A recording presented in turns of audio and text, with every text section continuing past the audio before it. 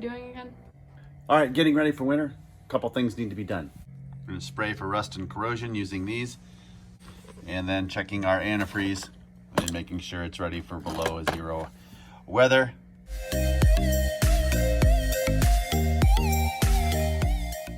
Hey, this would be a great time to start undercoating the carriage of your vehicle. This is only something that I become aware of probably about 2 years ago, and I'm surprised how many people actually don't know about it. And it really doesn't take a whole lot, you know, maybe 40, 50 bucks an afternoon, where you're just going to spray the metal parts on the undercarriage of your vehicle. It does make a huge difference. Fluid film, that's about 10 bucks. You can get a little better deal on those if you just keep your eye out. Rust stopper, I think that actually is a little bit more runny, but it works just as well. Here's a couple other ones that I've come across here and picked them up actually pretty cheap, actually $3.99, $4.99. They're going to help. They're not as good as these two, in my opinion. And of course, WD-40.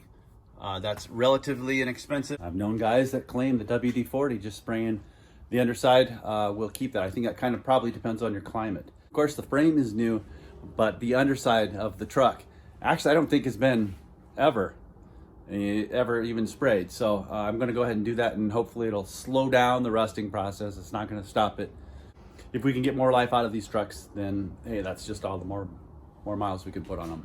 Before it's gonna be showing itself on the exterior. Actually, there's a couple of spots here. Let me show you right here. Right, we got this. Unfortunately, but yeah, I'm just gonna have to live with that unless I can find another box. Actually, Toyota has discontinued making these, so you have to go to a salvage yard or whatever to try to find one of these boxes if you wanted to replace it.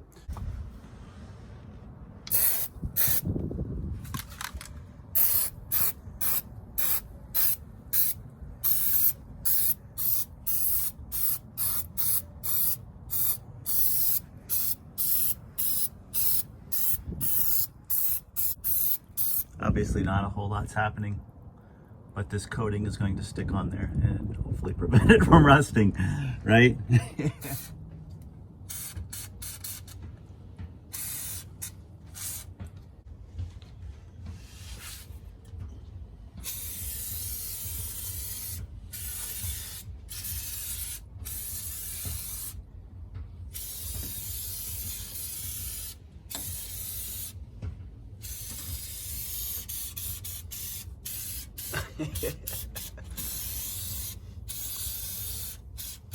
It's up underneath here. We're just going to go ahead and coat all of this frame down for the upcoming winter to give it some protection against rust. New exhaust is looking good, pretty solid. Maybe put some cardboard down for a little bit of protection in the garage, but this is the shot of the undercarriage of the 4Runner. If you recall back a couple videos, we sanded that down basically, put some primer on there, some paint. So now we're putting a good coat of the protectant, the anti-rust corrosion on there. So it actually looks pretty good, and I feel like it's gonna be having a measure of protection. Actually, I'm thinking about just leaving this in the garage and driving the Tundra. It's kind of the way I feel about 4Runners and the Tacomas. It's passion.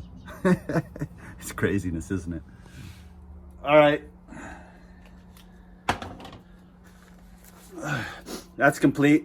Got the 4Runner sprayed down for the winter with the stable rust stopper, or you can use fluid film. Actually, this smells a little bit better. It smells like coconut, so it's actually a little bit better to use, but definitely recommend using some eyewear and face mask so you don't get that into your lungs, because probably not good for us. I'm just guessing there, but. All right, so we're underneath the 2003 Tacoma. Everything is really good shape, and we're going to go ahead and fluid film the inside of this frame. When you look at the frame, you can really see why the rust problems were the way they were, and possibly this could be the same way, because that's all open right there. So any type of salt can get in there and start corroding away. So we're going to try to prevent that as much as possible. That was your important thing to say since you're so picky. My breath stinks. Okay. Is that all? Yeah, that's all. Okay. All right, we got the 04 sprayed, got the 4Runner sprayed, got the 03 sprayed. We're all set for winter. It's almost easier to do at nighttime with the flashlight on a headlamp, because you can really see what needs to be done, where you miss, that sort of thing.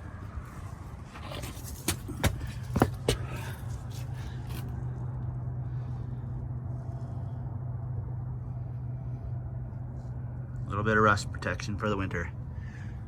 After using your fluid film or whatever type of protectant, probably going to want to plan on doing some cleanup in the floor. Or I suppose you could just ask to borrow your neighbor's driveway. It's a good idea. All right, we'll check our battery connections, make sure there's no corrosion. You may need to take off some of these and scrub them clean. If there is corrosion, that would be one of the first things to do.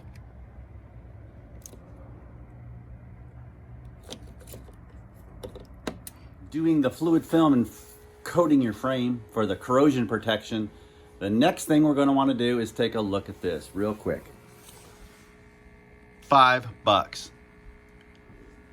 It's going to tell us exactly how much protection our engine has in that cold weather. Here's the little dialer. It's going to float in your antifreeze, indicating what coverage you have.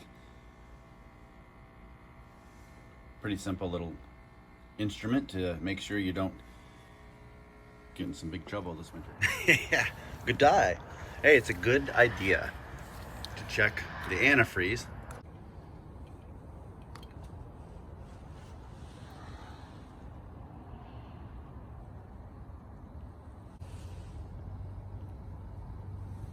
And this says that it's good for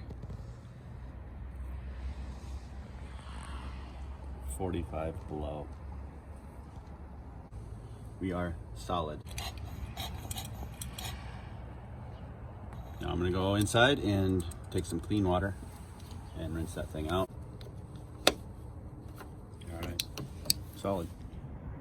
So that was the cold way of testing it. Another way you can test it is go ahead and take your radiator cap off.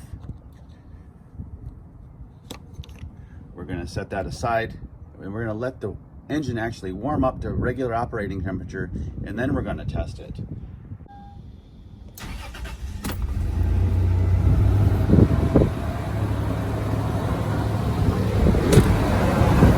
Once it's up to temp,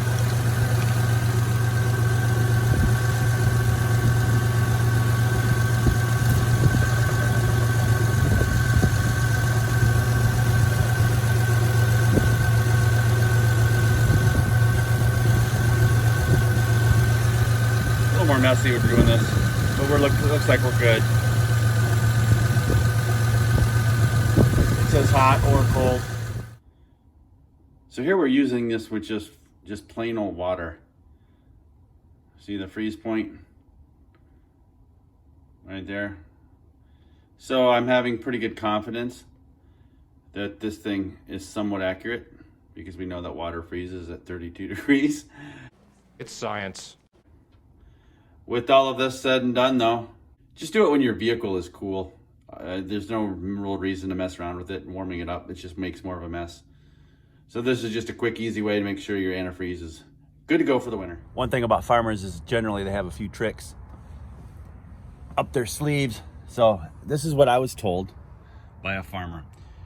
Chain lube is an excellent anti-rust corrosion preventative.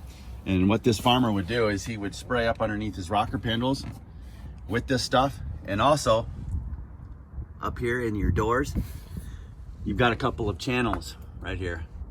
So if we spray some of this stuff up in there, it's kind of messy. This is a thicker type of a lubricant, but it is supposed to really prevent the corrosion in our doors and our rocker panels. So hey, give that some thought. It's worth a shot. Or you could use some fluid film as well, but this chain lube is supposed to be the real deal, according to the guys that work on all their farm equipment. So this stuff is really supposed to bind to the metal a little better than fluid film or any of the rust stoppers. The only downside to this or even fluid film is maybe some industrial smells that you might get around your vehicle, but it does go away after some time. It's been about 4 days since I've put that chain loop in the doors. Now I know if farm machinery smells like farm machinery, okay? It hasn't really subsided, so if you're not a big fan of that industrial smell, you might want to just use maybe some of that rust stopper up in the doors. Old trick farmers use, they swear that it permeates the metals, the paint, and prevents rust. And I've seen some of their trucks, so I know that it does work. But anyway, that's an update on that. All right, let's go do a little fishing. Then we'll get back to maybe some exhaust work here. We started the right way. The Bob and Tom Show tomorrow morning, 5 to 9. Didn't know about those mountain bike trails. I'm gonna have to hit those up. But here we go. We got it right this time.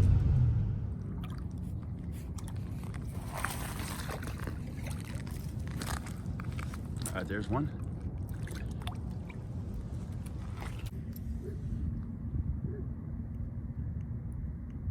Beautiful fish.